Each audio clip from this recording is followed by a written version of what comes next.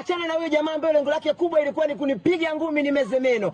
Ameferi kabisa. Nataka nikuambie kitu kimoja. Kesho tarehe 19 kuna tukio kubwa linaenda kufanyika Dar es Salaam. Yale mashindano imefika mpaka fainali. Fainali ya mashindano ya Kaburi Cup yanaenda kufanyika kesho. Wanakutana miamba miwili, Makuburi Sport Club pamoja na Azimio FC. Mshindi wa kwanza zawadi yake anaenda kuondoka na gari. Unajua ni gari gani kesho anaenda kupata? Mimi sitaki nikutajie mshindi wa kwanza atapata gari la aina gani. Nataka nikutajie wadhamini, alafu wewe utajiongeza kwa hawa wadhamini, ukubwa wa hawa wadhamini, kwamba huyo mshindi wa kwanza watampatia gari la aina gani. Mdhamini wa kwanza ni Nanasi Group, mdhamini wa pili ni Nanasi Cargo. Na nyinyi wenyewe mnajua hatari ya Nanasi, hanaga jambo dogo kwenye mambo yake. Mdhamini wa tatu ni Gosa, mdhamini wa nne ni Kamondo Furniture, mdhamini wa tano ni Asakiz.